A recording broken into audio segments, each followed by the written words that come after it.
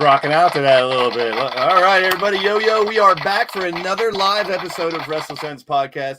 We're going to do what we normally do and talk about the world of pro wrestling, but bring in some local focus 2 times fold tonight with a brand new segment, special guest as well.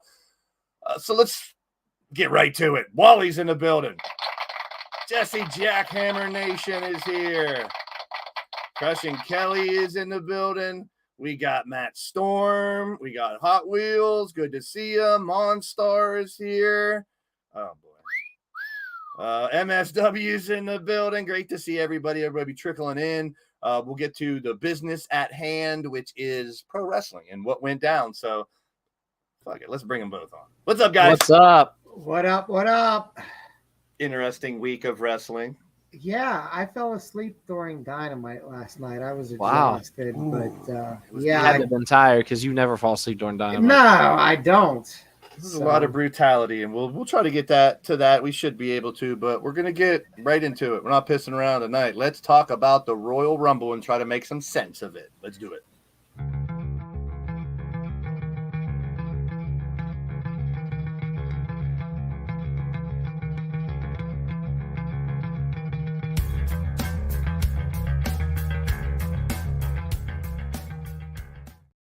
All right, Rumble, my brothers, let's rumble.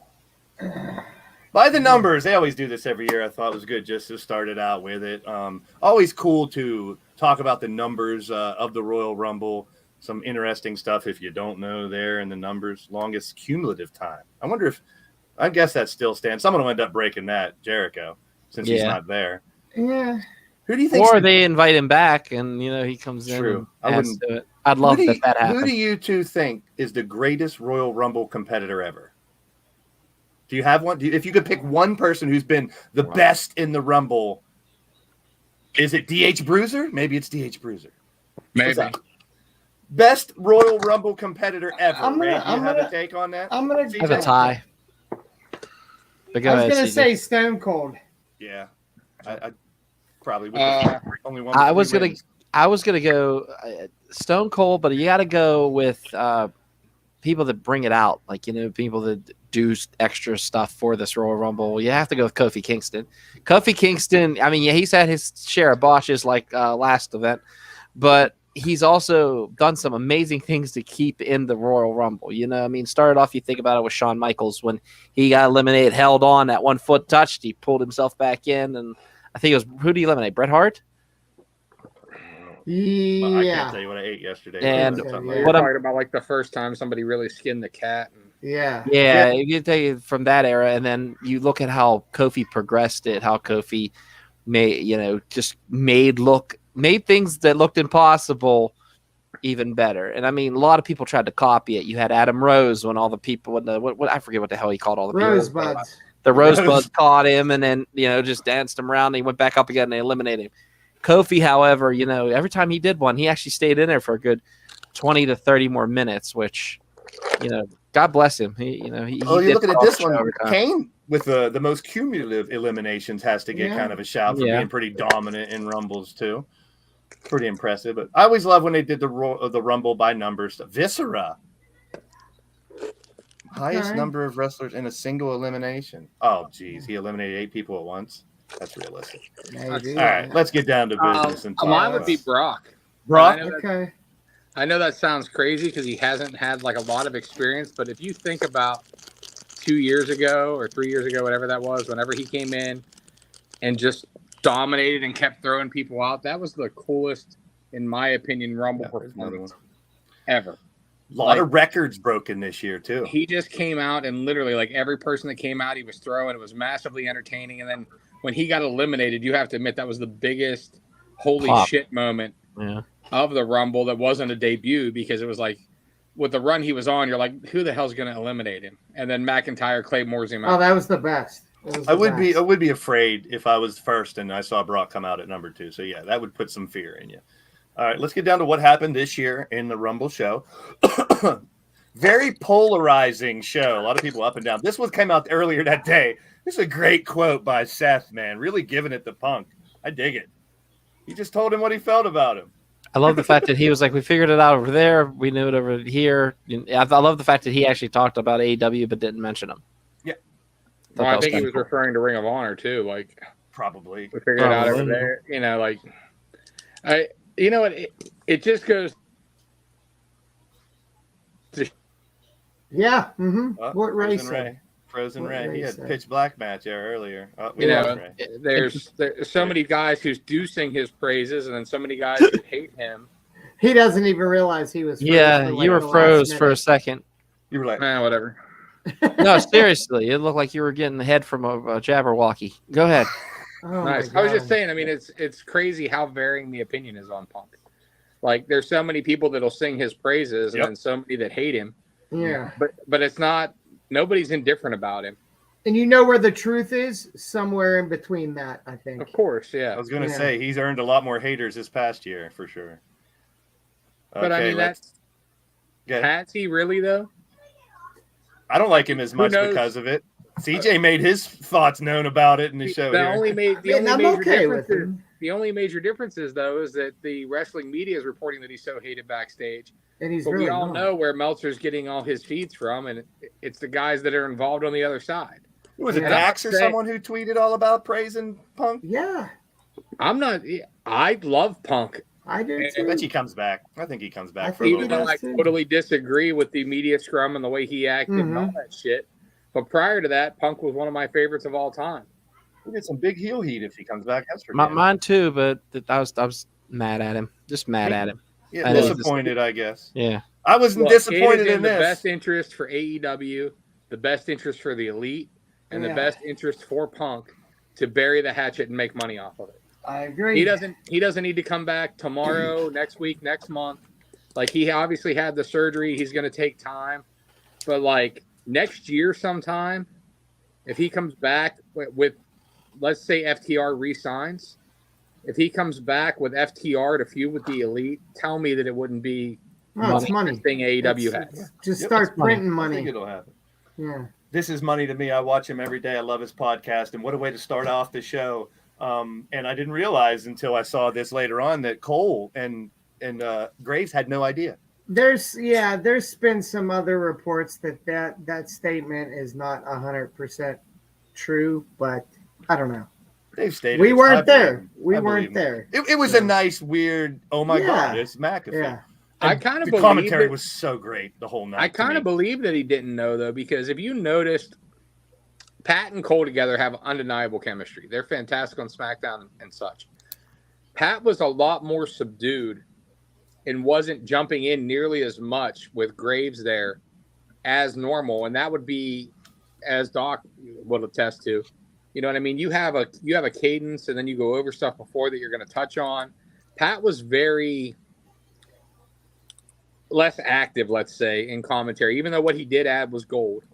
Oh yeah, But he was less active in commentary that night. He said on his podcast, he was like, I didn't speak as much either because of that, and because he said I was out of the picture for a while. So some of the stuff I didn't know because I was doing That makes other sense too, yeah. So he was I feel like him and Graves played off each other very well. Yeah. Oh, I love it. I want to see them fight. He also said the original plan was for him to be in the Rumble, but he couldn't do it. He said they asked me. He said I was watching his podcast the other day. He goes, they asked me to be a part of it. He was like, I was just happy just to do this, but good way to start it off. With their chemistry and the way him and Graves were kind of jawing off, I was half expecting like a slap somewhere At through some the night. point, right. Maybe The fake setting up handshake a was match good. between those two for commentator superiority at Mania, which would be awesome. It would give Corey his match that he's been wanting. Obviously, Pat's a marquee performer for WWE. Yeah. So match number 1 ended up being the Men's Rumble. And immediately when that happened, I thought, well, world title's got to be main event, so something's got to be going down. This is good, too, when Pat McAfee said Banger Brothers. And they were like, I don't subscribe to that whenever they brought it up. Because he was told not to say it, but he still kept saying it. And I think he even caught himself a couple times. It was like, whoops. You gotta love. I love McAfee. I know some people it ain't his thing, but one time he was in the middle of it and he went, Banger people. Yeah, I lost it. I was like, damn. We all have those hiccups, man. When you're commentating like that and you say, and then you said it for so long, and then someone changes their moniker, does something different, then you say the old one, you're like, shit. You know, it happens. Like Tony Romo and you're a closet racist, and it almost comes out. Yeah, he's going to be canceled if he isn't already. He was going to say something else. It just sounded like that. I was talking to someone earlier today about that. This is crazy. So we had a couple surprises. They weren't on this list, but obviously we ended up getting Edge. We ended up getting Logan Paul, and we ended up getting Booker T as the 3. And then poor Riddick Moss up there. He didn't even get to – I haven't heard why, but – we'll talk about where I would have put him, obviously, when we get to that point. But Men's Rumble kicking us off. I'll talk about that too. We were just talking about this. Kofi Kingston, last couple of years, you know, he's done his thing. He needs to be done with trying Thank you tweeted. for the segue. He tweeted right here. The universe has spoken. R.I.P. my little says and good for him. Well, if Naomi comes back, she can do it. Didn't she do it a couple years? Yeah. On a chair or some shit on her hands or something? Yeah. He walloped his head right against the corner of that table. I felt so bad for him. Well, I thought it was funny. Cole was yelling. His foot didn't touch, and I think they were trying like, to I ain't going back in. Like, they tried saying. Kofi's like, I'm seeing like triple. Fuck you. Banger World Order. I'm like, but there's already been a BWO, so we can't. True. That's right. Good point. World Order. So poor Kofi. We'll see if it doesn't seem like he's going to bring it back. This is one of my favorite moments of the whole Rumble. This face-off between these two son of bitches, just to see, because you didn't think. Come on, CJ, you want to say it? Big meaty men slapping motherfucking meat. There it is. Oh shit! That's the new series on Bang Bros. Oh geez. Oh damn. Well, Brock eliminated Bobby. Did you guys hear about the Brock controversy after his elimination? He was supposed to go after the ref, but he was not supposed to throw the stairs on the table. And a couple other things he did. He went off cuff. He threw the piece of the commentary table into the ring, which wasn't. Yeah, that's the other part. He threw and then he also was just supposed to grab the ref. He threw him over the barricade, over the guardrail. Ankle. I think it added to it. To be honest, he said "See at Mania" to Bobby too, so it sounds like we're going to get that. But well, I mean that was kind of a given, and honestly, I mean, if you tell Brock to freak out, you better expect the unexpected because I mean, he's a lunatic, and it was great. It made for great TV. Yeah. And like Doc said, that was probably one of the big shocking moments when Brock got eliminated, because we talked about it. Wherever he comes in a Rumble, you're thinking he's going to win it because he's that dominant. Like Ryse in for what, like 3 minutes? Yeah, I think. I mean, he wasn't in for long at all. 5 or 6. You might be more right, but I feel like it might have been more like 5 or 6 minutes. But he was pissed. I liked it. I like that. Yeah, if you're going to do good. little angles in between, in the middle, it's such a long. And then this happened. No 17. And here, my bitch about this is technically it's a 20-man Rumble, 29-man Rumble. It was. So this is where I would have thrown Riddick Moss. Why not him come out at 17? It doesn't forward the storyline for Mania. The storyline for Mania is obviously going to be Dominic versus Rey. Yeah. Probably for the mask. Yeah. So having the fact that Rey, I'm sure they probably had some kind of spot in the Rumble planned, but the Rey got tweaked earlier in the night. Or, I mean, earlier in his match against Karrion Kross, whenever. Yeah. Well, I was waiting throughout the match. Dom's still in there. When's Rey going to come out to eliminate him or something, But never happened. Well, if he was injured, he was injured, man. Yeah, I didn't know. That's during the show. We didn't know that. If they're going to set up a mask at Mania, which is what I think they're going to do, then this makes a ton of sense. The fact that Dominic whooped his dad's ass and took his mask out of the Rumble, that gives Rey a great promo to cut that, this has gone too far now. Like, I can't even have my own career and let you alone.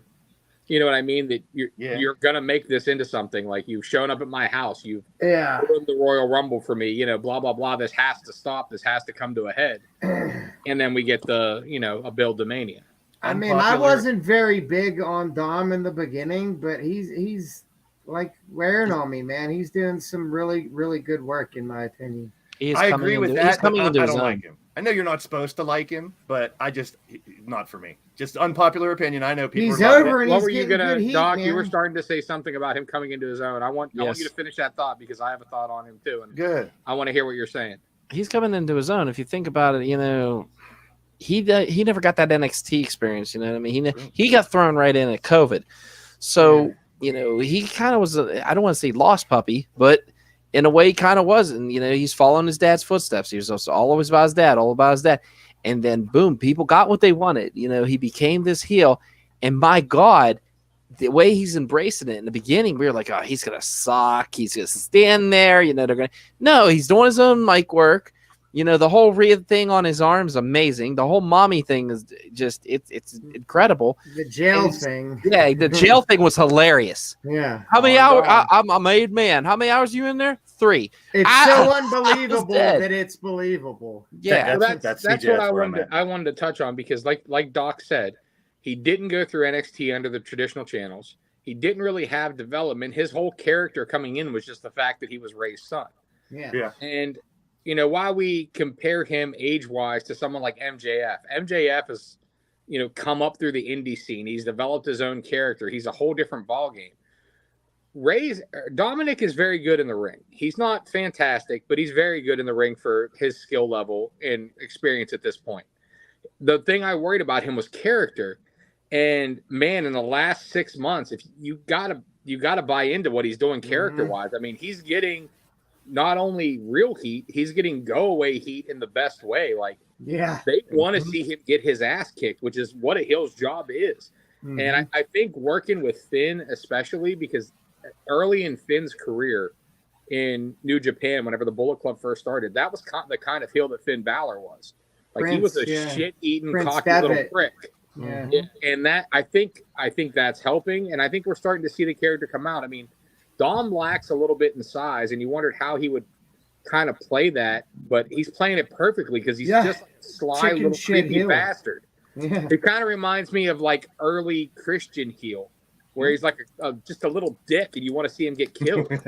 He reminds me of heel Chris Canyon in a way too. Because who's better? Yes, who's better than Canyon? He doesn't have the charisma of Canyon, but no, he does. Or the moves. But I'm talking about like that greasy hair, I get the comparison. Shit look. All right, that's what I meant.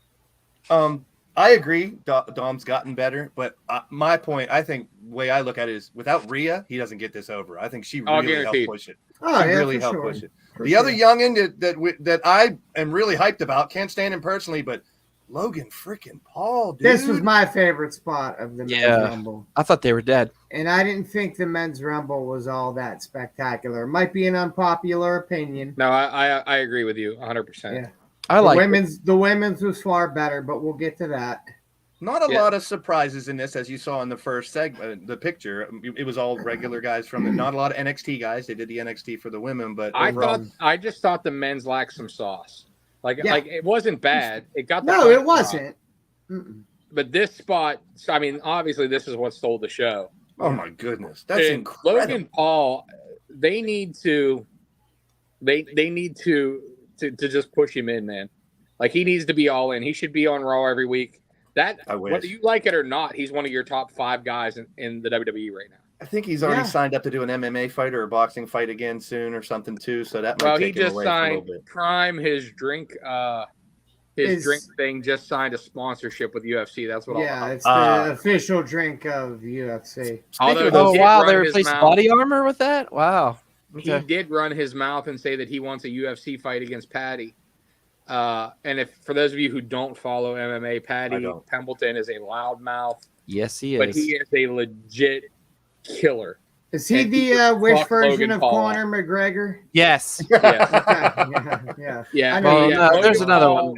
Logan Paul should shut the fuck up about that. I think he's going to be U.S. champ before the year's over. He's an amazing professional wrestler. If he steps in the octagon with Patty's going to break 7 of his bones, and we ain't going to see. He might do worse than CM Punk. Oh, guaranteed, dude. It's not even. The guy CM Punk fought, curtain jerk. Patty is a legit badass. Yeah, and a main eventer. So yeah. Speaking of mixing the different fighting, did you guys hear about Manny Pacquiao versus Kota Ibushi? Pacquiao's going to fight Ibushi in Japan. In a boxing match or in a MMA match? I just saw the report. Match? Maybe somebody in the chat can break it down, but I just saw that. I think it was earlier today. I saw it come out. Pacquiao versus Ibushi. It's kind of weird. Like the look on Doc's face. That's what I was like. What? It doesn't make any sense. I'm just wondering what they're going to do. He's a free agent now. Are we going to see Rocky versus Thunderlips again, or what? Like, I mean, How about Ricochet versus Logan in a one-on-one? Now that they did this, they might as well. It's going to be Logan and Seth. But before that, if Logan can have another match before that, I'd really like to see what these two high flyers can do together. And yes, I now agree. Logan has a better buckshot lariat than Hangman Page. Logan has a better everything than 95% of the roster, man. Pacquiao's 58. As good as we talked about him, like, I mean, we praised his first match. We said he was so much better than so many other guys. The match with Roman was amazing. The match with Miz was great. The match with Roman was amazing. Whether you want to admit it or not, like, he's a fucking natural. He's a star. Yeah. Dude. He's an athlete. He's a natural athlete. Not just a star. Like, I mean, you could be a star as far as like the charisma and the character work and everything goes and be over. Athlete. But dude, he is a natural wrestler. Like he's like Kurt Angle. He's one of those guys who just walked in and gets it immediately. And picks it up. Yeah. Ladder match between those two? I don't think it's necessary though, but I'd I like agree. To see it. Yeah. I'd like to see it. So but a ladder match for what though? That's the only problem. I don't know. Fuck. All right, so Blaise broke it. Get right towards the end here. We got number 30. My only complaint was I would have Cody at 29, Logan Paul at 30, because at the end we were still waiting for that final surprise. We got Booker, we got Edge. We knew there was one more surprise, so I would have had Cody at 29. You could have done the same thing at the end, and then everyone's be like, "Who's 30? Who's 30?" It's a surprise. It would have been Logan. That's the only thing I would have changed. Doc, Cody at 30. I would have changed it to another number just for the simple fact is it was so predictable. He got the biggest entrance. It was just very predictable. I would like to have seen him like range between maybe 25 and 30. I mean 25 to 28. Like just give him. 27 has the most winners. So I mean, if you're going to bring him out, you should have just played into the stereotype. Here's where I might differ from you guys. I am actually okay with him at 30. With how they did it, because let's be honest, he basically had a 7-8 minute singles match with Gunther. Great, CJ, you're my man today. We will not argue no more. Nice segue. Segue one more time, baby. 1 hour, 11 minutes, 25 seconds. We got face-offs with this dude that were like dream matches throughout the whole thing. You think they're testing the waters by doing that? You think maybe they have like a crew there, like, oh, who had the biggest spot, Brock or this one or that one? Sometimes I think they do the Royal Rumble and they do these face-offs to get the just to get the info. Who do they cheer for loudest? Who could we put this guy against? Who's going to draw? I definitely think Gunther's a star now. Yes, I was going to say I definitely think it was a star-making performance for Gunther, because whether you watch him all the time on SmackDown, I've been seeing the great matches he's been putting on. This shows that now the company has the fully faith behind him, pushing him to break this record, pushing him to do this thing, which is great because we know McMahon was not behind Gunther. And you can tell now that Triple H is full steam behind him, which is awesome for wrestling, period, because this guy can work anybody. Those Dragunov matches are still some of my favorite ones when he fought Ilya Dragunov. Ilya Dragunov, yeah. Now there's some slapping meat there. And the shape he's in, man. He's lost an incredible amount of weight, and he's still a fucking bruiser, man. I heard rumors him, Sheamus and Drew. I'd be more than okay. Oh my God. I don't want to overuse the word banger because they do overuse it, but that would be one. But yeah, a little predictable was the Rumble in this one because everyone was thinking about Cody, but he's the right call. That's probably why it was on first too, though. Is like they knew, you know what I mean? They knew that it was going to be predictable. They didn't have as many surprises as they did for the women's. True. You know, and the surprise we got at the end of the show definitely paid off. Here's a little surprise in the back that we saw as Cody was your winner. Then we saw a little surprise. It looked like footage from a 7-Eleven or something here. But Ricky Starks, baby. Yeah. That's another one I wouldn't be surprised jump ship. I've seen like some of the people that have commented on this. Don't make it something it's not. He was there supporting a good friend of his. Leave it at that, please. Yeah. Actually, there's been WWE people backstage at AEW too. Absolutely. So, I mean, wrestling's as you know, wrestling's a tight knit community. Like, it is what it is. And actually, at Mania, whenever Cody debuted, QT Marshall was there. Ricky Starks was there. There was a whole host of AEW guys in the trailer with Cody at Mania because that's his inner circle. Yeah, Cody's the Nightmare Factory. Cody's interviews he's been doing recently are really good too. He does talk about AEW, people talk about QT, talk about other stuff, and his interviews right now are gold. I think he was on Impulsive and a couple other things, and we'll see him sooner or later be the world champion. I think. Whether or not he brings a win Eagle back or not, he's been teasing. Hey, how about this one? Like father, like son. I love the fact that he was like, does anybody drink out of this? Good. And he starts drinking it. He's like, I'm taking this. He the only one that tasted it, though. Yeah, all the people at the scrum. I've had pitch black. It's not good. No. It's not the greatest. It's like grape Kool-Aid. Did you guys hear that they're going to have sponsors for WrestleMania, and one of the head ones is Cinnamon Toast Crunch? Oh, and there's nothing on that side. Banging ass cereal. Don't anybody diss. I love it. But what's the Cinnamon Toast Crunch match going to look like? I don't know. New Day's going to be involved in it, clearly. I'm sure. It'll probably be a Bray Wyatt thing. They'll have to fight in a pit of cinnamon milk. Oh, Jesus. Oh, geez. So, I end up in a bowl of cinnamon milk. I'm drinking that shit. Fucking Huskus comes out of a fucking vat of cinnamon milk. Yep. That's awesome. We'll definitely get to that match next. But in the scrum, I was watching really closely, and I saw someone in the press area. And I was like, does he work for WWE? Not the guy asking the question, but look at the bottom right. It's green shirt guy. I don't know who green shirt guy is. He's always sitting in the front row with a green shirt and tan hat. Yeah, that's green shirt guy. He must know some people. Who knows? Either that or he works for WWE, which would make sense why he gets all that ticket all the time. Mm-hmm. Well, maybe he's a photographer. Maybe he's a online reporter. Or maybe they just needed to fill out the media scrum, and the fact that he's at so many shows, they were like, bring him back to Seatville. Yeah. All right. Speaking of the pitch black drink, let's get to the pitch black match. I got a couple slides, and then we'll talk about it. Bray was the winner. No surprise there. He came down, and you're thinking, okay, he got black eye paint, nothing big, pretty cool. And then the lights went out, and you had a weird look, which we'll see. But in the Howdy spot at the end, which he totally missed every night. They did a terrible camera job.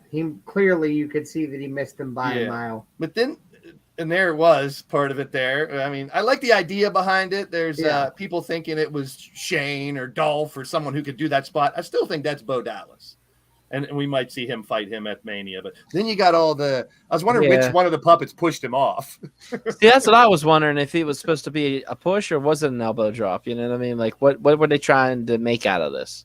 It's a kind of a cool mystery. I kind of dig it. I mean, whether it was meant to be or not, the story should be that he was pushed because he clearly missed terribly. Yeah. And then that could build to the match, saying that the Wyatt that my family is that Howdy's the outcast or whatever, or Howdy's the the antagonist or whatnot. So Ray, what do you think about the match, the colors, the mask, and the whole idea behind this fight? Look, I'm going to put it to you like this: were the visuals cool? Yes. Something Was it completely over gimmicked and stupid? Yes. You don't need this. This is professional wrestling. Bray is a professional wrestler. The character work is done in the promos and the way he presents himself. We don't need this shit. We didn't need the cockroach fucking mat camera between him and Randy Orton. I don't need the catch him on fire when he was the Fiend. Yeah. While I think that Bray Wyatt is extremely creative and a great character and a great mind, like somebody needs to reel him in and be like, you know what? Let's not do that. I kind of like we're getting something different with him. Like Killshot's admits the Fiend. He said the Fiend's dead. He's not bringing back his own personas. He doesn't want to wear the Hawaiian shirt anymore because of Luke Harper and stuff. But CJ, and I'm fine with that. But like I said, the character work and the promos is where Bray's great. True. That's where the character needs to be. I mean, we've seen it. He's been talked about more than anybody else. And this was the first match he wrestled.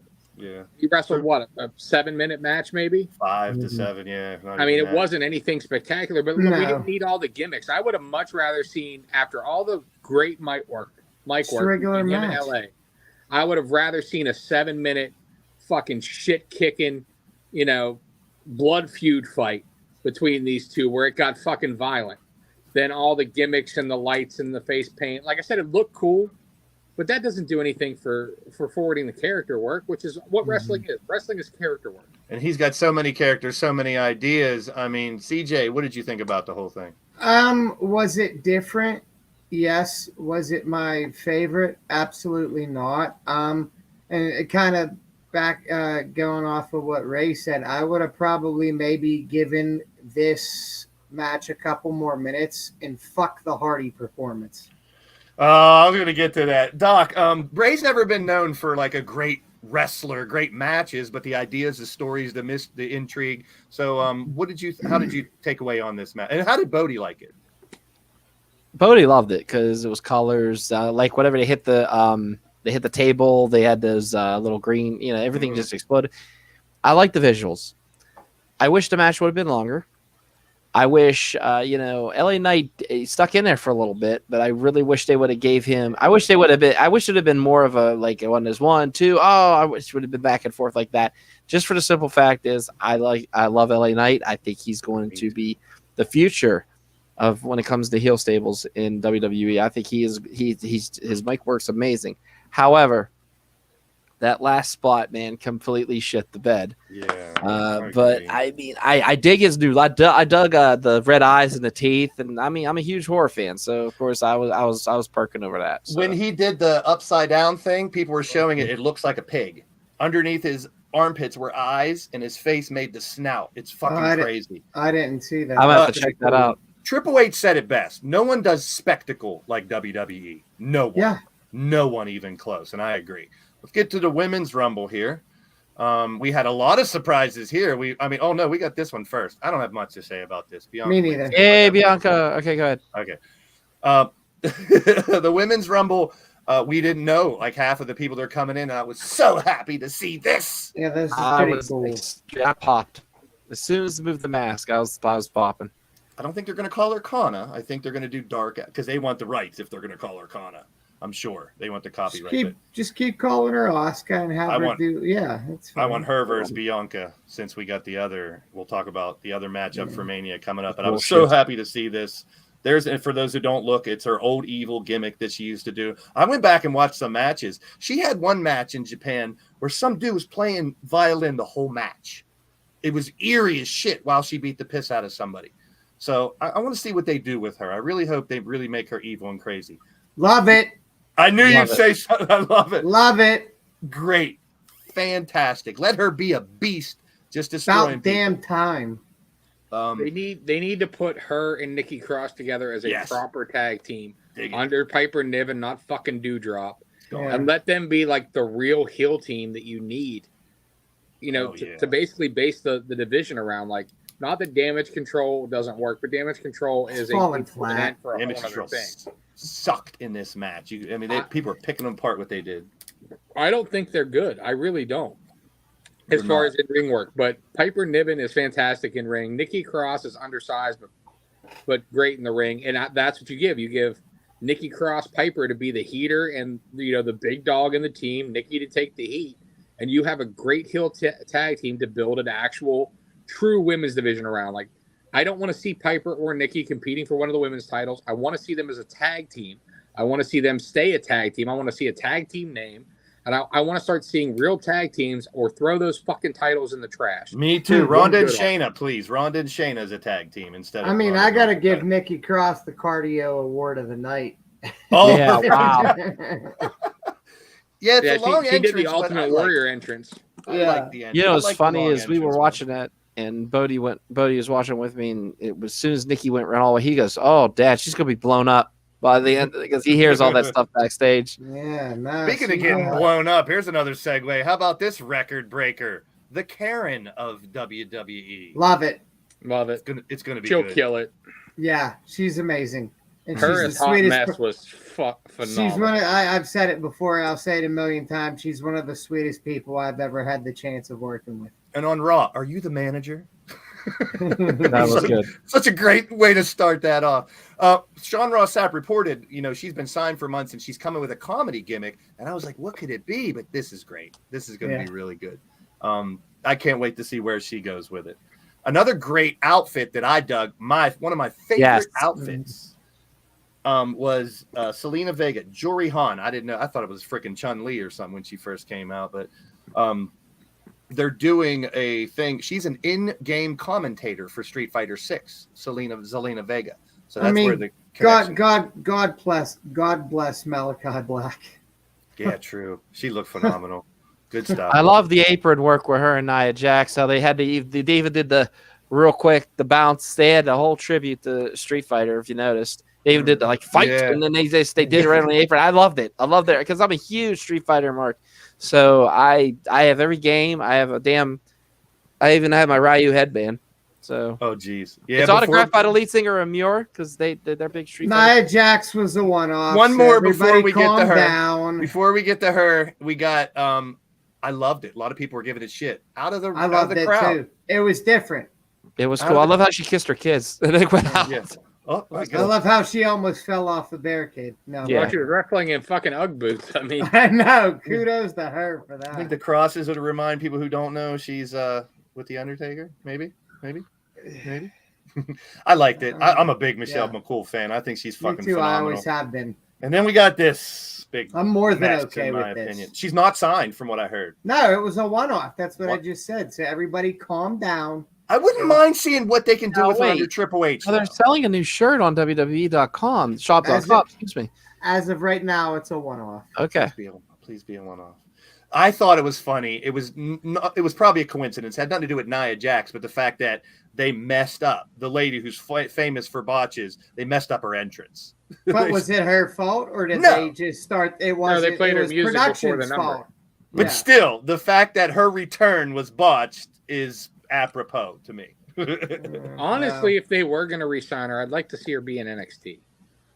NXT's lacking kind of like a big heel like that, and honestly, I think Nia, her biggest problem is she was called up too early. I don't think she's good enough in the ring, but she's a great character. And if you're going to give her another run, put her in NXT. Let her get shaped a little more. Let her have a nice run down there. She doesn't need any more shape. And see what happens. She got enough shape. Oh, come on. She could come back as a beast. I said, hey, under Triple H, she might be booked differently, and we might like her. I don't know. And I never she's going to hurt somebody. I never minded her besides the fact that, yes, she was a little bit reckless. Do I think she's got a lot of talent? Yes. Does she need more seasoning? Also, 100% yes. I won't be mad if she doesn't come back, but I'll be a little bit intrigued if she does. We'll see. Rhea the winner, another predictable one, but although it is predictable, I think it's the right call. Agreed. 100%. You know who doesn't know if it's predictable? The little kids, the people that aren't on social media, the general fan that just watches the show and doesn't go all over Twitter and shit. So I got no problem with that. Women's match better than the men's. I think CJ mentioned that. I tend to agree. Now, this was the tease. I thought we were going to see The Rock in the main event. We'll get to the main event, but when they showed this in the crowd, I was like, we weren't going to. I was like, why Yeah. is his family there? Because Nia. Yeah, and I was like, okay. It made sense later on. She was also at the freaking scrum afterwards, too. I saw her in the back. Let's talk about the main event, the match that, man, storytelling for wrestling at its finest, in my Highlight opinion. of the Rumble, in my Yep. opinion. I mean, here's the story all in one shot. Jay leaving. I didn't see the J thing coming. I'm very surprised by that, and I'm all Yeah. about it. What a pop for the chair shot, though. Mhm. Wow. Hey, listen, we all expected Roman to retain, but if you can sit there and tell me straight faced that you didn't have a few moments in that match where you're like, holy shit, they're going to strap Yeah. Kevin. Mm-hmm. I Me mean, too. they worked a phenomenal match. It was amazing. It was two absolute pros doing absolute pro shit. Yeah. And for a minute, it had me wondering because they showed the chair with Sami Zayn on it for Yeah. Elimination Chamber. And as the match is going on, I'm watching it super fucking late because we didn't get home till like 11 o'clock. So I didn't even start watching the Rumble till midnight. So it's probably like, 3 a.m. as this match is coming on. Probably later than that, but Yeah, yeah. maybe. And I'm like, I mean, maybe I'm delirious or whatnot, but I'm like, holy fuck, they're going to strap Kevin, and it's going to be up to Sami to win it, to get the title match back in Elimination Chamber or something like that. Like, that was what was running through my head because, like, there was so many near falls, and the fact that, like, nothing else had happened in the Rumble to set anything else up major, and I'm like, it's going to be Sami and Kevin and probably Roman in a three-way dance at Mania. Like, they I'd be okay had with that. me, who am I am a jaded fucking wrestling fan, if there ever was one. You know, I criticized a ton out of shit because I book myself. You know what I mean? Like, you guys know how I am. Like, I overanalyze every fucking thing. And there was 8 different storylines running through my head of what was going to happen. And none of them involved the fact that it might be Jay at Mania. That it might be Jay. Well, I don't think it's going to be Jay at Mania. I think I know what's going to happen. But it could, yeah, it could. But be. I mean, like, the way it was played out, man. Like I said, even me, it woke me up, and I'm on the edge of my seat. Like, fuck, what are they going to do?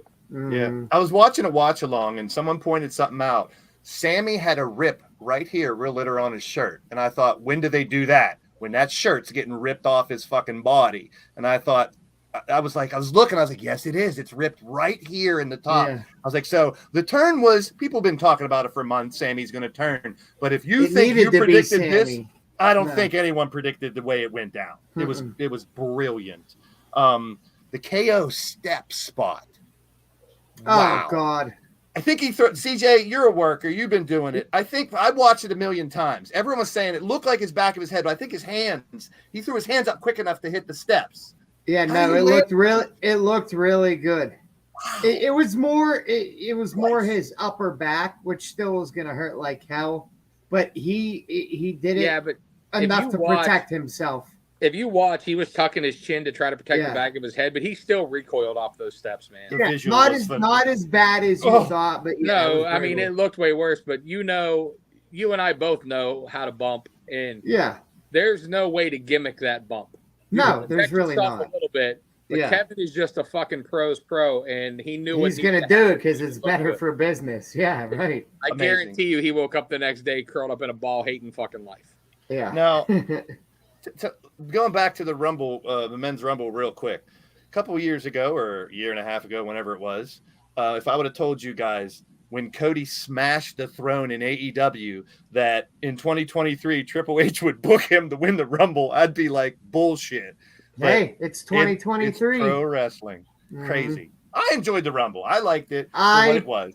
CJ, you said right in our chat you didn't like it you weren't a fan of the whole thing. It wasn't my favorite. Could have been better. Like, was it good? Yeah, I'm not going to discredit anything that went on, but I think not myself, but maybe more so the casual fan was expecting, I knew all along that's not what you were going to get. Rumble's Everybody my favorite was saying The Rock. I'm like, I've told you guys how many times it's not happening. Yeah. Doc, we didn't really get your opinion on the main event, and I know we use Bodie as a barometer for the kids a lot, but I want to know from the end of that match, from the 3 count to the turn, what was going on in your household, because like I said, for me, I was on the edge of my fucking seat, and I'm a jaded prick. So for somebody with that, like, you know, that that newness and like that unknowing, like was he fucking losing his mind or what? I thought Kevin Owens was going to get it too there for a little bit, and I was like, maybe this is where you split up the titles. This is where, saying all stuff. And as soon as he lost, Bodie goes, I knew it. And as soon as the Sami Zayn thing happened, his eyes like gave her like this. And he's just sitting there looking at the screen going, and I was like, and then Jay got out. He goes, I feel bad for Jay. He goes, that was his friend. And like, he like looked into the inner part of it. Like, it's weird because if you sit there and you look at it, Jay completely lowered all shields and completely accepted Sami as a brother, actually stuck his neck out for Sami in that, like, the tribal court. And then just to have that happen, as soon as he hit that chair, I felt Jay's heartbreak. I really did, because Blaise, put up what Chaos Reaper. I was just going to do that because, we remember main event Jay, and I think Reaper's got a good point. This is about. He does. Jay. And if it doesn't, this I think will make sense to you guys. I don't disagree with that comment, but even though it isn't Sami's story, it is Sami's story. Yeah, it's both. Well, it's both of them. But don't forget about Jay. Here's what I think happens. But I'm sorry. Go ahead, Doc. Finish your thought. I do want to hear the rest. But like I said, it was very quiet in my household at the end. It's like we were just all sitting there like, damn, what a dark ending. It was. And you felt bad at the end, but the simple fact is, I can get mad at CJ, I get mad at DH, I get mad at Blaise. We all get, as friends, y'all get mad at each other. However, if you've seen and witnessed what Sami was witnessing happening to Kevin Owens, I mean, he super kicked him 50 fucking times it was hands binded. I don't care who it is. Eventually, you're gonna sit there. It kind of reminded me of Return of the Jedi. I know this sounds kind of crazy. Hate to bring out the Star Wars and this Star Wars geek, but just hear me out. Remember whenever Emperor is shocking Luke, right? And he's like, Father, help me. And Darth Vader, Emperor Palpatine is just fucking him up with those lightning bolts. And you just see Vader look this way and then look this way. And you could just feel that emotion. Like, my God, that's my son. My son's dying right now. I got to do something about this. Same thing with Sami. Sami kept looking to Kevin and just they were beating the shit, and you could just feel Sami like, man, this isn't right. This is my best friend. I've been all over the road, all over the world, El Generico, stuff like that. And then boom, he just grabs that chair, and he did the same thing like Vader did with Palpatine. It said he didn't pick Roman up and throw him out the ring like Palpatine got thrown out like Vader. But if you think about it, it kind of was the same kind of gimmick, same kind of scenario, same kind of story, man. Like friendship and love always rules over. I hate to say it, but evil at this point, and that's exactly what went down. So here's where I think we're going. Now you guys can stamp this if I'm wrong, but here's what I think we're going to see.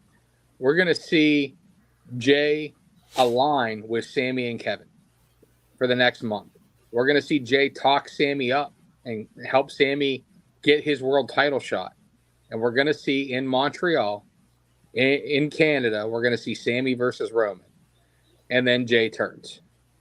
Jay's going to pull the double turn all over again and go back with family because that's blood. And then that is what also makes then Sami and Kevin go after the tag titles at Mania. Yeah. Because Jay's the one who screwed him out of the match and opens up. Obviously, we know we got Roman and Cody right now unless something crazy happens. Yeah. But I think that's what happens. I think we're going to see Jay align, talk Sami up, like, I can't be with it, man. I can't be with a dog, blah, blah, blah, blah, blah. And then come Elimination Chamber, Jay flips right back to family and cost the world title. I'll stamp that for sure. Royal Rumble's my favorite pay-per-view of the year because I love the countdown. I remember when we went, how amazing it was live. But damn, did they leave us with a great cliffhanger to see what the hell's going to happen next. I can't wait. I can't wait till SmackDown. It's got to open with the Bloodline, and they're going to get booed out the house. It killed me that there was no Bloodline on Raw. Yeah. But I mean, the whole show was based around Cody. They made Cody look like a fucking star. Cody and Reed. Did you see the Bloodline stuff all out in the trash? Yeah, Sami threw out all his stuff. I thought that was good stuff. So we're going to switch gears and go local focus for 2 segments to close out tonight. We're going to talk about 2PW and what happened with this guy down here. But before that, we got a special guest and a new little segment, talk about a different we'll bring New York down here to PA and talk about it. Local focus coming up next.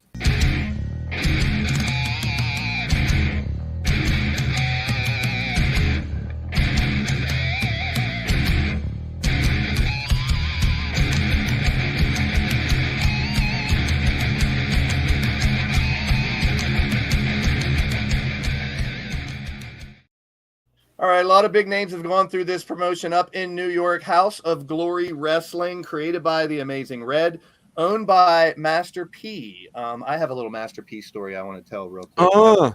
I'm gonna make you say, when I worked in Fort Wayne, Indiana, I was a manager of a Champ Sports in the big mall there, and Master P came into my store. He was playing for the Fort Wayne Fury CBA team, basketball at the time. He come in with these guys that were like 8 foot tall, 400 pounds apiece, these big bodyguards, and he demanded to have this one Nike shoe in an 18. I didn't have it, so I had to call up to Detroit to one of the bigger stores and say, "Hey, I need an 18 in this shoe." And the dude that I called, I knew the manager. He was like, I don't have. I was like, listen, Master P wants this shoe, dude. And he was like, what? I was like, Master P is in front of me once. And I gave the phone to him. He routed it off. It was really cool. And then he ended up buying shit tons of stuff. Percy Miller on the credit card and stuff. So it was introduced to meet him. And I had him sign a basketball for me. Oh my God. Cool story. Make me a sandwich. Okay. I'm kidding. Fuck yourself. Can't wait to see you get his ass kicked in his match coming up soon. But whenever you told him that you didn't have the 18, were you like, nah, I'll make you say nah. So House of Glory Wrestling, New York, also Jamaica, New York. Ricochet was the first champ in 2014. Tag champs before that, the Young Bucks were the first in 2013, and they've had tag champs like the Hardys, the Lucha Brothers, the Briscoes. A lot of big names have gone through House of Glory Wrestling. They have a big show coming up tomorrow night. You guys know him as Riley Wolf in Leaning Towards Death Wrestling here, our EFED. He's also in training up at House of Glory, and he's done a little reffing, which we'll talk about soon. Franco Costanzo, everybody. Welcome to the show. Hello, guys. How's it going? HOG is the place to be, and I can't wait to tell you guys about HOG New Beginnings. So before we get into that, Riley, tell us just a real quick, how did you get involved in House of Glory up there and start training, etc.? So my wrestling journey started about 4 or 5 years ago, and I was just at a random indie show, nothing going on in my life, and Amazing Red was main eventing. I don't even remember the promotion, but he was main eventing, and I remember hearing he runs a wrestling school. I was like, wrestling's always been a part of my life, so why not get in there? So I took a whole year to get my mental and physical body ready, and my wrestling journey started at around October 2019. And I've been training for all that time, and my first time in front of a crowd was actually just last May when I did right here. Help. Let's talk about it. He was a referee, and here's a little shot of Riley. Yes. So like context behind that. That is Charles Mason, our House of Glory Crown Jewel Championship, and before the match started, he came to me. He promised me a pretty penny if I would help him retain his title against Cashflow Ken Broadway. He said he would give me the money in the middle of the ring. He didn't do that. He had his muscle, who is Carlos Ramirez, chokeslam me and take the money right from under me. Oh, goodness gracious. So you guys out there, we haven't seen you work, Riley, but just based on that picture, that's a quality bump right there. I like it. Yeah, Yes, it is. little high on the back, but yeah, you're here. You're okay. So I saved the last second. I dub it when you cut line and Chipotle. You know, like, what happens? So you guys in the chat have seen Riley come on my Get Blaise talk show. We do LTD stuff. He's the man of 1,000 faces, tons of different gimmicks. Always, he's done all these video promos for us. I mean, the dude is totally into it. So I thought when he had the opportunity to tell us a little bit more about House of Glory and take our local focus out of the tri-state area up into New York a little more, why not? So let's talk about some of these matches and give us a little background here. Can I get a quick sidebar for Riley? Definitely.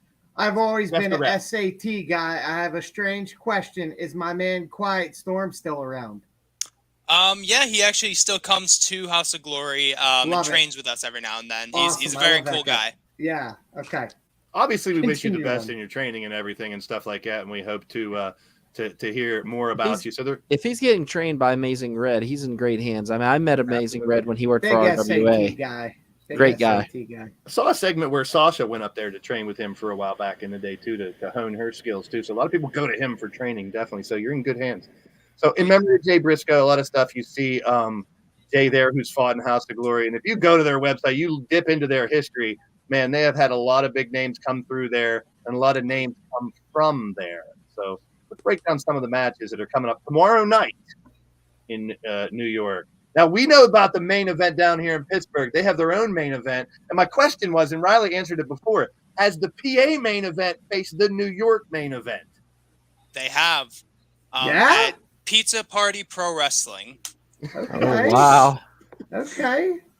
But they are the current tag champs, right, Franco? That is correct. On the last show, they defeated the Briscoes, which was actually Jay Briscoe's final match before his passing, which is why it is a tribute show going forward. They won it there, and afterwards, they were greeted by the two founders of House of Glory, Amazing Red and Brian XL, where they were awarded new tag belts. We're getting everything redesigned and everything, and they were presented with new belts, but they didn't walk out with those belts because Brian XL and Amazing Red proceed to absolutely destroy main event and tell them that they weren't worthy. They weren't ready. They took too long to beat the Briscoes. It took them 3 tries to do it. And if they really want to be the faces of the House of Glory tag division, they have to go through the founders of House of Glory. Nice. I'm with it. We got a bunch of title fights to break down real quick that are coming up tomorrow night. And let's check out the first one here, the Cruiserweight Championship. Tell us a little bit. These might be some names we don't know. So tell us a little bit about them, Franco. Yes, the current HOG Cruiserweight Champion, the Mighty Mantequilla, who those are avid New Japan Pro Wrestling watchers. Last time they were in New York, Mantequilla was in a fatal 4-way match featuring Smiley, Mike Bailey, and the former Grand Metalik. Nice. Nice. Interesting. Mike Bailey's been getting a lot of shine this past year, so I really enjoy his matches. So we have a Cruiserweight title fight. Looks like some great you guys characters. know how much equipment I have when it comes to everything. My phone is propped up with a stack of Post-its right now. You have a whole studio, and he's like... Yeah, I have a fucking podcasting studio, but I was running late today, so we're propped up with Post-its and a keychain, and this shit ain't working. We'll see it someday. Let's talk about the ladies of HOG, Franco. The Ultraviolet, the stalwart champion of House of Glory, homegrown talent, has been taking on women of the independent scene for months now, ever since defeating, I believe it was Natalia Markova. Okay. That sounds familiar, actually. NWA. Yeah, she was in the NWA. Okay. And especially after a brutal encounter with Impact Wrestling's Masha Slamovich, she's going up against Viva Vaughn, who I believe this is her HOG debut. She's been on AEW a lot, right? Mm-hmm. That is correct. She has been a part of AEW Dark, and she's looking to expand her title collection as she's won gold all over the U.S. right now. Nice. That's a dope belt, man. I really like the belts they have up there, man. That is sharp. Phenomenal Oh, looking. they are so pretty. All right, let's get into the meat here. We got Crown Jewel Championship. Tell us a little about this, Franco. Oh, I have some experience with the root of all evil, Charles Mason, and he's been on a reign of terror ever since winning the Crown Jewel Champion, and actually being a prime suspect in a series of murders that's been happening around the HOG area. Local homeless people, and even Charles Mason's own therapist. But he's been cleared of those charges. But with his reign of terror still happening, newly crowned HOG Commissioner Jason Solomon has issued a bounty on Charles Mason's head, and the bounty hunter, Brian Kenneth, is taking up that and is going to try to take the Crown Jewel title from Charles Mason. So, Franco, just a question here. Like, based on, again, we haven't got to really watch House of Glory, but do they run their storylines more like Lucha Underground, where it's more like a full story kind of immersed thing versus, traditional pro wrestling, or is this only in certain storylines?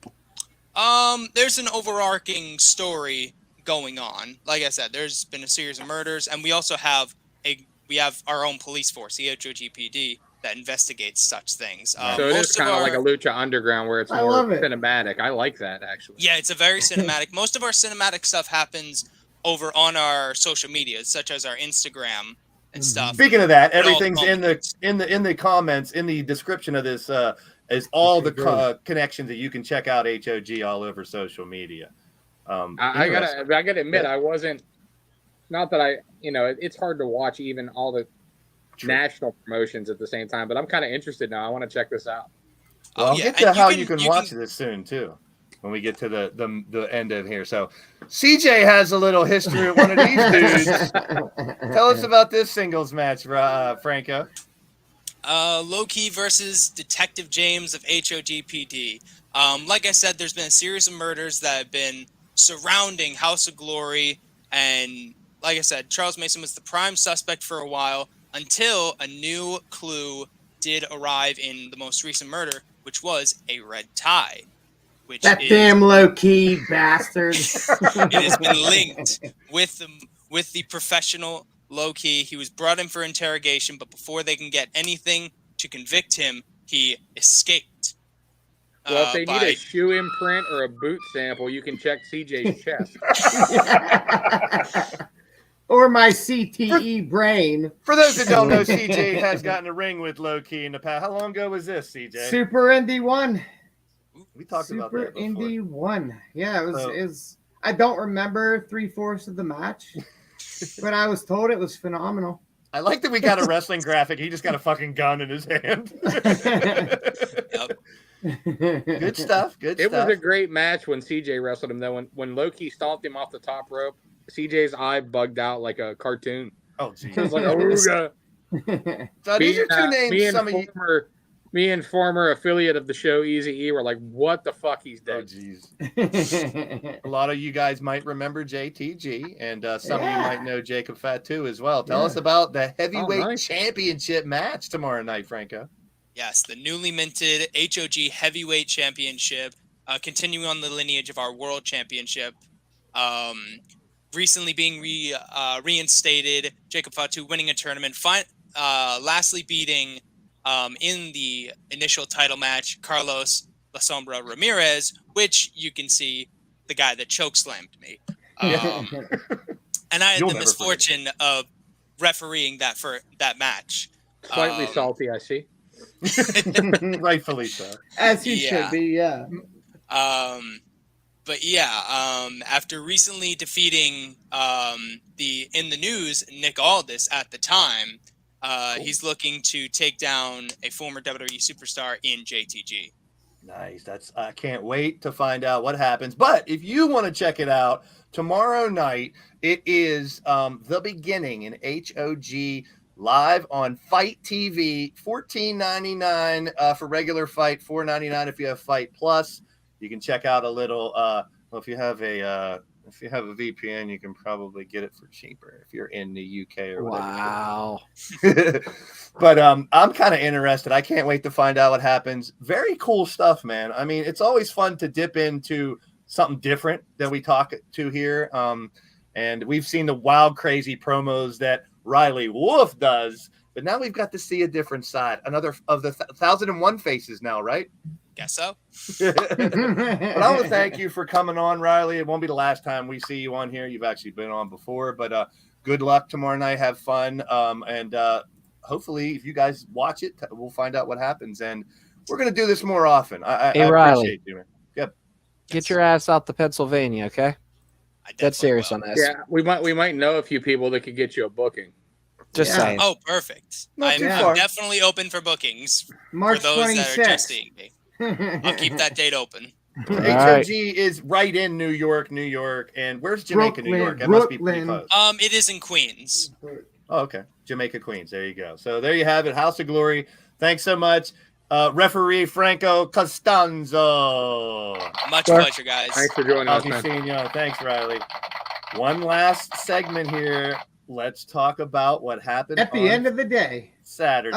Oh, no. We gotta talk about you, my friend, and what happened. So, Doc, I know all three of you guys were there. I was not, unfortunately. Loser. Yeah, I'm a loser. And I didn't get to I didn't get to ring announce CJ coming in, but we'll talk about CJ in a minute.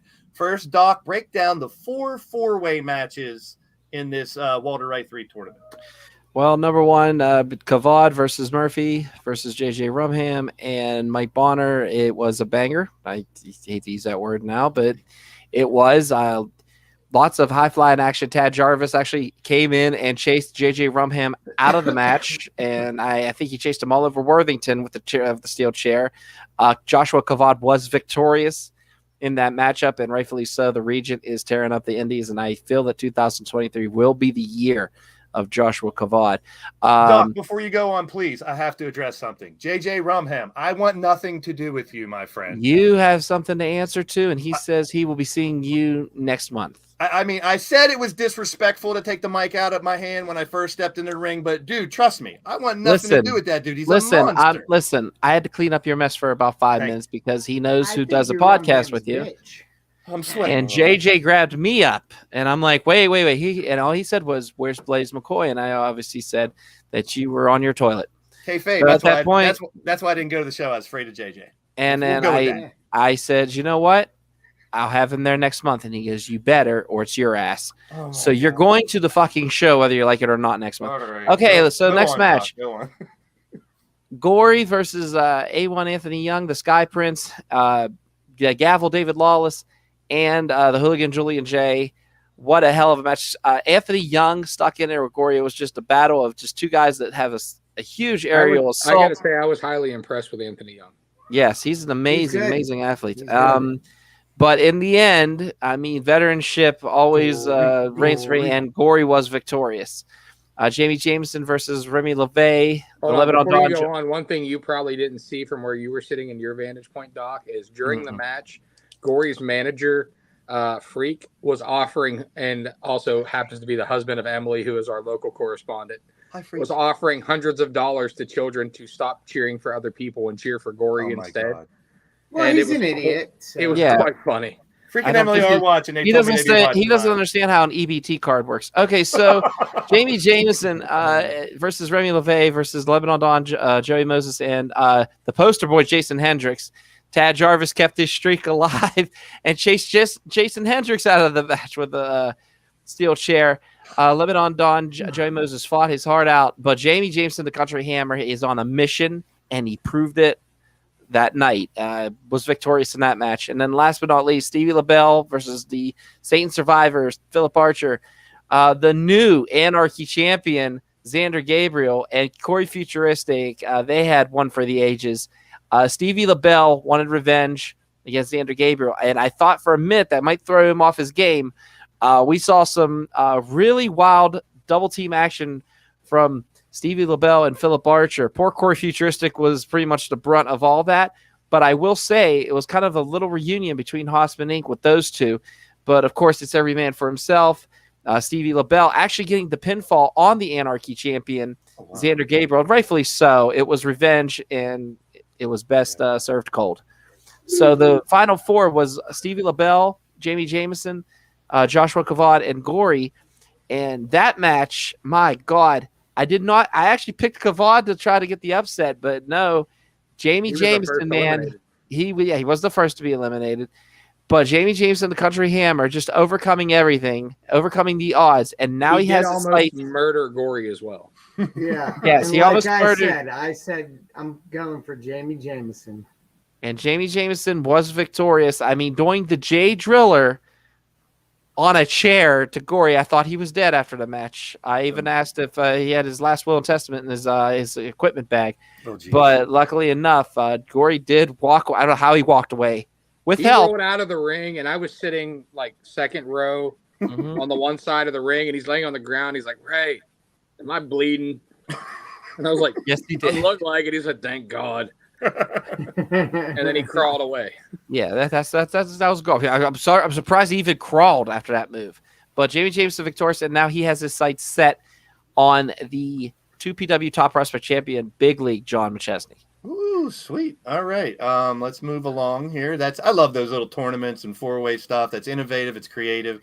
Let's talk about this. But first, thanks to our friend of the show, Allie, who sent me some footage. We're gonna have some exclusive footage on what went down. Let's look at the entrance of our boy CJ Sensation first. From Wildwood, Boardwalk, New Jersey, weighing in at 192 pounds, the Snapshot, CJ Sensation!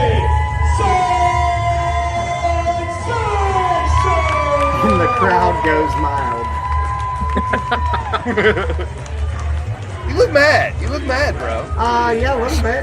Should be. Piece of shit Preston Everest. You got a path. It wasn't quite a pop. Big shout out to Emily Doyle, says she got to put your video package together. She is pleased to do that. We had a huge crowd that night too. Nice WrestleSense logo on the arm. Good stuff. Yes. Good stuff. Yeah. But we got a little bit more before we talk about the match. Here's a little highlight, and I'll tell you my favorite bit right here. Pissed off indeed.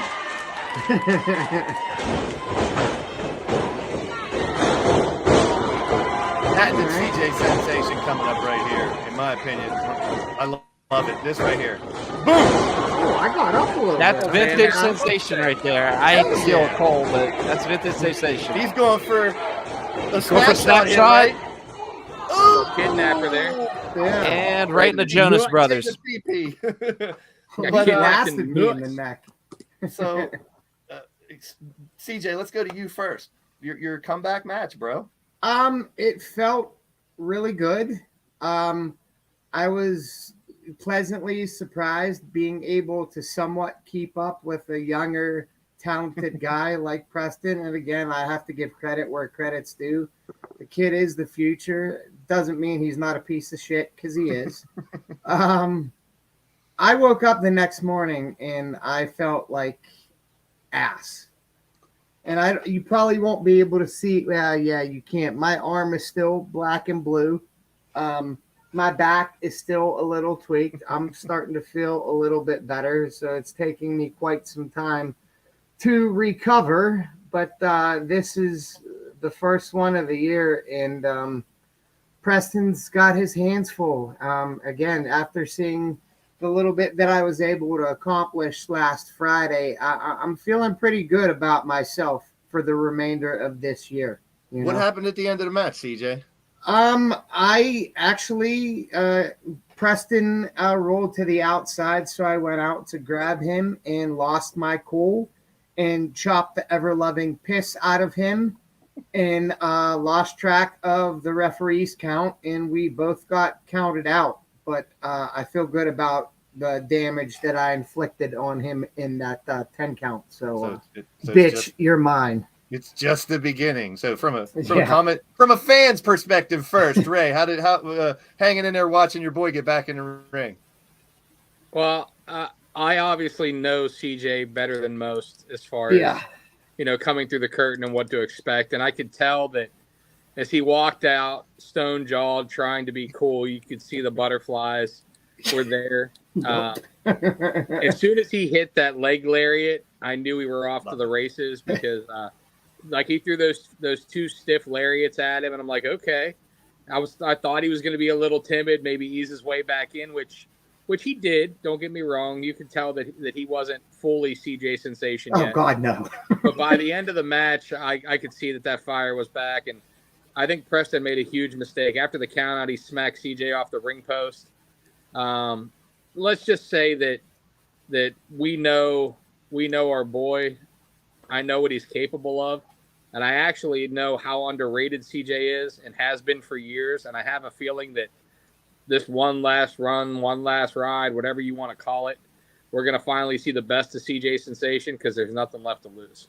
Nice. Yeah, he's going to very find well out the said. hard I way. appreciate that. Yeah. Well, Doc, from the commentator perspective. Wait. Before you get doxxed, I just want to point out Blaise's dumbass. So Allie is my daughter who was taking the videos. Allie sends the videos to Blaise, like literally as the match is happening. Fucking Blaise texts me and he's like, I didn't know CJ was from New Jersey. And I'm like, that's his gimmick, you fucking tard. But you're from McKeesport. Yeah, I mean, I was born and raised in McKeesport, but Yeah. I'm from Brooklyn, New York, if we're going by the gimmicks. Yeah, I'm shows from you, Akron. shows you the last time I've seen him come out on an entrance. yeah. Don, right. what was your opinion from commentary? I loved it. It was a good storytelling match. The thing is, during commentary, I'm behind my friend 100% on this. I want him to get this piece of shit too. And it came out a little bit. I had to apologize to one or two higher execs at 2PW for not being what you want to call neutral, as my job is. But you know what? I no disrespect. Well, I'll say it right now. Fuck Preston Everest and everybody that looks like him. Yeah. So just a Fucking simple fact, scumbag. what he did, and after the match, sometimes it was a double count out, walk away, have another match. You signed for a year. Let's get it on. But no, we gotta attack. We gotta attack somebody who hasn't wrestled in over 4 to 5 years. I'm feeling it. And I know you are. And my friend, you stuck in good. At the end there, I wanted to tell you, hey man, maybe this is. And then of course, DH being the voice of reason, I was like, Doc, shh. You obviously see that on the Prospect Pro Wrestling webpage. It was a video of me, you, and DH having a nice conversation in the hallway. So Emily I'll being all handle it. voyeuristic and shit, filming private conversations. Yeah. Luckily, she didn't get the other shit we were talking about. Well, yeah, but that's Emily for you, so it's all good. Yeah, Like it's I just mean, She's boss lady. She tapes what she wants to tape. I'll whether you like handle it or it. not. Trust me. I'm next good. match. I'll be next good. match. Regular match. CJ, we're not getting any stipulations or nothing. Just a one-on-one next match here coming up. Unless he tries to pull some funky shit like getting me to sign the contract that he did. As far as I'm concerned, it's just going to be another match. Fair enough. I We'll be sure as talking- hell hope so. We talk about this all year. I can't wait to see Yeah. where it goes. But Hey, CJ, I've told you flat out. I mean, all you have to do is ask Papa or Marshall. I mean, a manager license for DH Bruiser isn't out of the question. Yeah, I'm with you on that. I mean, I hope it wouldn't come to that, but it's I definitely have not brass out of. knuckles, I have bagging powder. I have chains in my pants. You know how we used to roll. Yeah, CJ in yeah. a Lego match. Who knows? In 2PW, you don't know No, what they're no going to have. Legos. Spaghetti No match Legos. for CJ. No, spaghetti, absolutely spaghetti not. match. No. Dude, I don't. You could offer me $1 million to do a Lego match right now, and I'd stay broke. Fuck So- that. So we talked about the Swole Patrol winning the titles off of the Brotherhood, who held it for months and months and months, and this is an open challenge. I mean, I thought I picked Brotherly Love, but we got a surprise, a team that one of my favorite tag teams also accepted the challenge. Doc, break it down. The Runway was expected to get a tag team match. Unfortunately, VJ Hales had COVID, so unfortunately, Swole Patrol was unable to defend those tag team titles. So, Wait. Did he have COVID or was he just being VJ Hells? Let's be honest. you know what, VJ Hales, I'll tell you what, yeah, he can be a slippery son of a bitch, but one I will say this about him, he doesn't back down from a fight. Never. Especially when you have someone the size of Thick Vic Braun having your back. So, Dude, Vic Cal Braun is has a- a massive fucking melon. Tad That dude's head is huge. Jarvis answered the challenge along with his best friend Lewis the Nerd, which Lewis is an amazing athlete. He has a little bit of trouble with asthma and he might have a pocket protector, but you know what? The man gets it done. So those two actually got to go ahead and take on the Runway. Runway was victorious.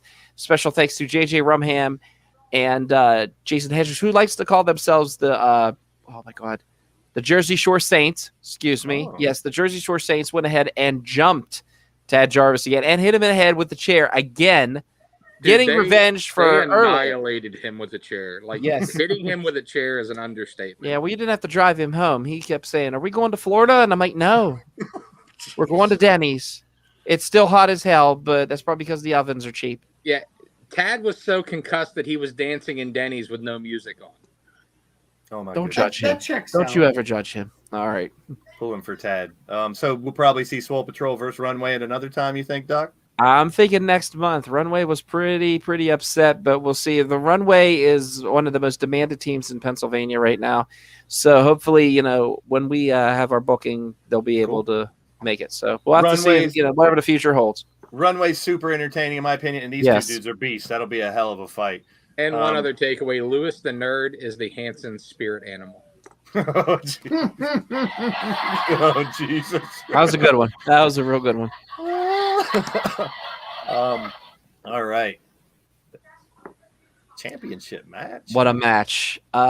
Big League John McChesney was victorious over the Rev Ron Hunt. These two, the first time they've ever fought each other, which I was very shocked about. Back and forth the match was actually my friend Jordy Noland, president and CEO of Team Big League, came down and actually did commentary with me, kicking Tony Kincaid off the show. It was kind of a nice breath of fresh air for about 5 minutes. And of course, Tony, the whiny bitch that he is, went ahead and went back. Happy birthday, by the way. Also went back and was able to have Jordy removed, but in just a good time because John McChesney was able to get the pinfall, pin the Rev Ron Hunt. But I do not feel this is the end of the Rev Ron Hunt when it comes to John McChesney. These two, like I said, I see these two clashing one more time. Everybody's after this belt, especially now. The country hammer, Jamie Jameson, since winning that tournament, wants a piece and wants that title back. So John McChesney is a big target. John McChesney's favorite food is pork chops, and the Revs is lamb chops, because these two chopped the shit out of each other for 15 minutes. Like, the crowd got so tired of woos, there was randomly just one woo per chop, like from some kid in the back, because they beat the shit out of each other. It was a great match. My daughter is a wrestling fan. She's not a huge wrestling fan, though. She's not like she used to be as she's gotten older. My wife, same deal. She's a wrestling fan. They both wanted to be there for CJ, so we were there. But both of them, like 5 minutes into the match, that was the match that they were the most engaged in.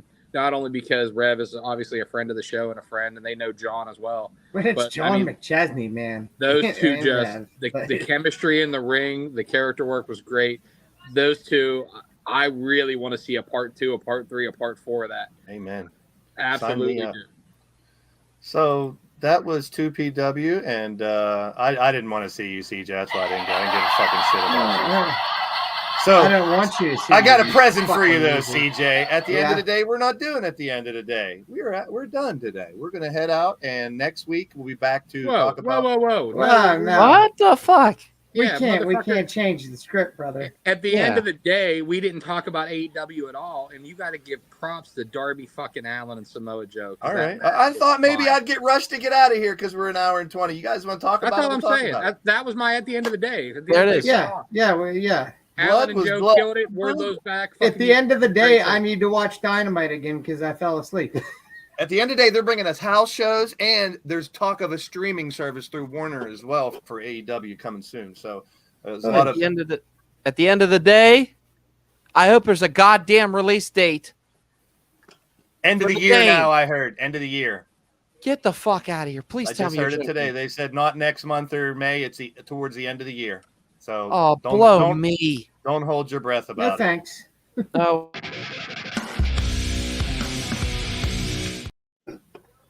What the fuck? Are you good there? tonight? No, he was so used. He has everything in order, but he decided to go out of order, which threw him off of order. Yeah. Am I right? Well, I said time permitting, we'll do AEW. I wanted to get out of here. Here's a little reminder: Jamie Hayter's a bad fucking piece of ass, and this is an amazing picture. I love it. I love it. I love it. I love her it's too. Amazing. That's awesome. Especially comic book piece. At the end of the day, we're out. At the end of the day. At the end of the day, I'm sore. Tomorrow's Friday. Love you guys. And thank you, Emily, for redoing the intro. Thank you, Emily. Thank you for cutting the shit out of my picture. I appreciate it. And Rev, we need you back on the show too. We gotta get some more guests. I had fun tonight, you guys. Yes, absolutely. Awesome. Peace. We're out of here.